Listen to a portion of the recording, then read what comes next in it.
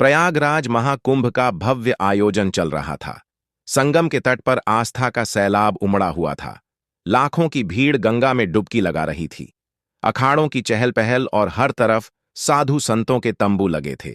लेकिन इस बार इस पवित्र आयोजन के बीच कुछ ऐसा होने वाला था जिसने सभी को हिलाकर रख दिया। सेक्टर 14 के बड़े शिविर में एक दिन सुबह एक नया साधु पहुंचा। उसकी लंबी दाढ़ी, माथे पर चंदन का बड़ा टीका और गेरुआ वस्त्र उसे बाकी साधुओं जैसा ही बना रहे थे। वह धीरे धीरे शिविर के अंदर आया और मुख्य साधु के चरणों में झुक गया।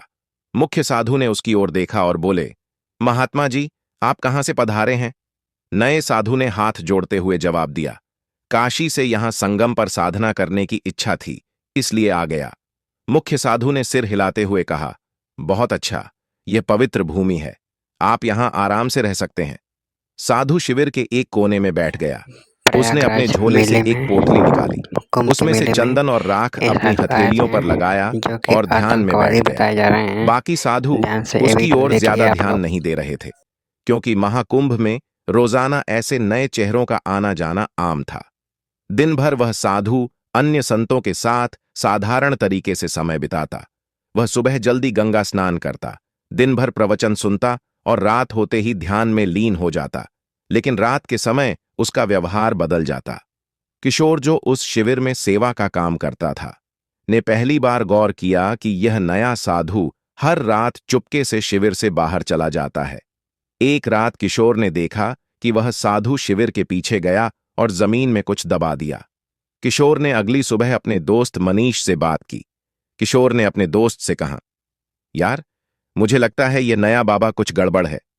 फिर मनीष ने कहा, क्यों, ऐसा क्या किया उन्होंने? किशोर ने बताया, कल रात मैंने देखा कि यह कुछ जमीन में दबा रहे थे। पता नहीं, लेकिन कुछ तो अजीब है। मनीष ने हंसते हुए कहा, अरे, तुझे हर किसी पर शक होता है। हो सकता है वह कोई पूजा सामग्री हो। लेकिन किशोर का मन शांत नहीं था। उसने तय किया कि वह इस साधु पर नजर रखेगा। उसी दिन प्रयागराज पुलिस को एक गुमनाम कॉल आया।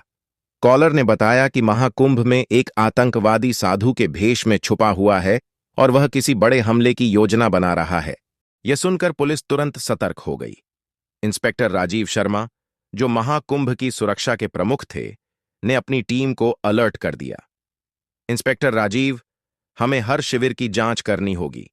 किसी भी संदिग्ध गतिविधि को नजरअंदाज नहीं किया जाएगा। खासकर नए चेहरों पर ध्यान दो। पुलिस ने सभी शिविरों की गुप्त निगरानी शुरू कर दी। इस बीच सेक्टर 14 के शिविर में वह नया साधु सामान्य तरीके से दिन बिता रहा था, लेकिन रात को उसकी हरकतें जारी थीं। एक रात किशोर ने देखा कि साधु झोले से एक कागज और छोटा उपकरण निकाल रहा था। वह झोला लेकर शिविर से बाहर चला गया। किशोर ने साहस जुटाया और उसका पीछा किया। साधु सीधे गंगा घाट के पास गया, जहां उसने एक व्यक्ति से मुलाकात की और दूसरे साधु से कहा, सब कुछ योजना के अनुसार चल रहा है, कोई शक नहीं हुआ है। अनजान व्यक्ति बहुत अच्छा, बस सही वक्त का इंतजार करो। फिर किशोर ने इन दोनों की बातचीत दूर से सुनी और अपने फोन से इसे रिकॉर्ड करने की कोशिश की, लेकिन वह बहुत डर गया था। अगले दिन उसने यह बात मुख्य साधु को बताई। किशोर ने कहा, महाराज, वह साधु कुछ गड़बड़ है। मैंने उसे कल रात किसी अजनबी से बात करते देखा। मुख्य साधु ने गंभीरता से कहा, यह बहुत गंभीर बात है, हमें पुलिस को सूचित करना चाहिए।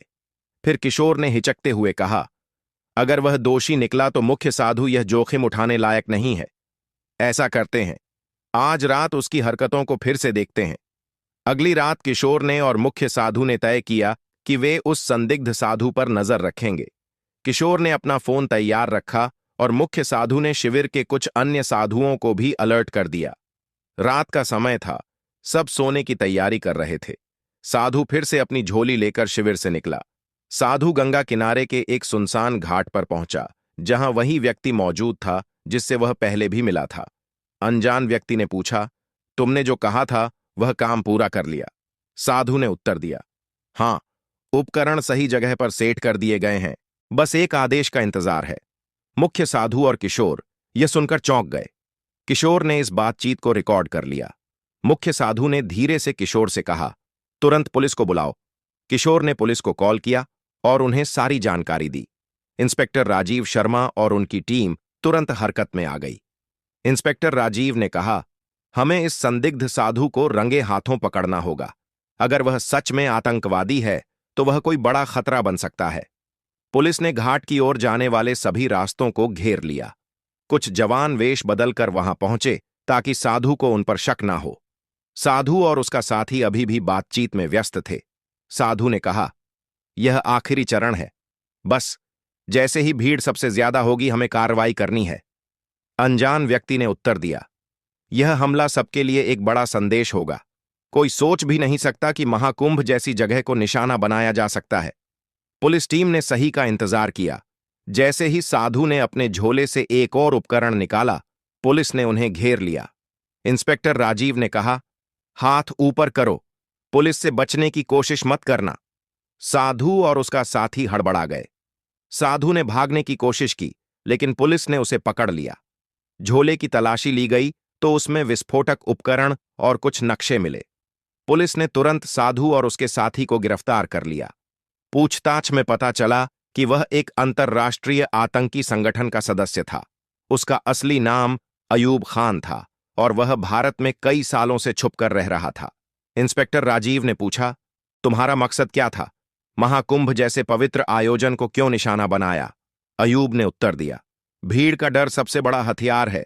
हमारा मकसद था यहां ऐसा हमला करना जो दुनिया को हिला दे, लेकिन तुमने हमारे प्लान को खत्म कर दिया।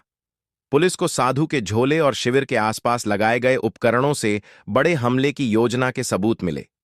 अगले दिन प्रयागराज पुलिस ने मीडिया को बताया कि महाकुंभ में एक बड़ा आतंकी हमला टल गया। इंस्पेक्टर राजीव ने कहा, हम किशोर और मुख्य साधु के शुक्रगुजार हैं, जिन्होंने सही समय पर जानकारी दी। यह सब उनकी सतर्क और साहस का नतीजा है। किशोर और मुख्य साधु को महाकुंभ आयोजन समिति ने सम्मानित किया। मुख्य साधु ने कहा, हमने तो बस अपनी जिम्मेदारी निभाई। महाकुंभ पवित्र आयोजन है, इसे कोई अपवित्र नहीं कर सकता। किशोर ने कहा, अगर मैंने उस साधु पर नजर न रखी होती तो शायद कुछ बड़ा हादसा हो जाता। इस घटना ने सभी को सतर्क कर दिया कि आस्था के ऐसे बड़े आयोजनों में सुरक्षा और जागरूकता कितनी महत्वपूर्ण है। इस घटना के बाद महाकुंभ के आयोजकों और सुरक्षा एजेंसियों ने सुरक्षा व्यवस्था को और मजबूत किया। सभी शिविरों में नियमित जांच और निगरानी बढ़ा दी गई ताकि भविष्य में ऐसी किसी भी घटना की पुनरावृत्ति न हो। श्रद्धालुओं को भी सतर्क रहने और किसी भी संदिग्ध गतिविधि की सूचना तुरंत पुलिस को देने की सलाह दी गई। महाकुंभ जैसे विशाल आयोजनों में सुरक्षा चुनौतियां हमेशा रहती हैं, लेकिन प्रशासन और जनता के सहयोग से इन चुनौतियों का सफलतापूर्वक सामना किया जा सकता है। इस घटना ने यह साबित कर दिया कि सतर्कता और सामूहिक प्रयासों से बड़े खतरे को टाला जा सकता है। प्रिय दर्शकों, यदि आपको हमारा कंटेंट पसंद आया है और आप ऐसी ही और कहानियां सुनना चाहते हैं तो कृपया हमारे चैनल कथा मंथन को सब्सक्राइब करें। जल्दी कर दें, आपके हम ऐसे सब्सक्रिप्शन वीडियो से हमें प्रेरणा मिलती है और हम आपके लिए और भी रोचक कहानियां ला सकते हैं। साथ ही नए बहुत अच्छी वीडियो की वीडियो बनकर सूचना रही है। पाने के लिए बेल आप आइकन लोग दबाना प्लीज न भूलें।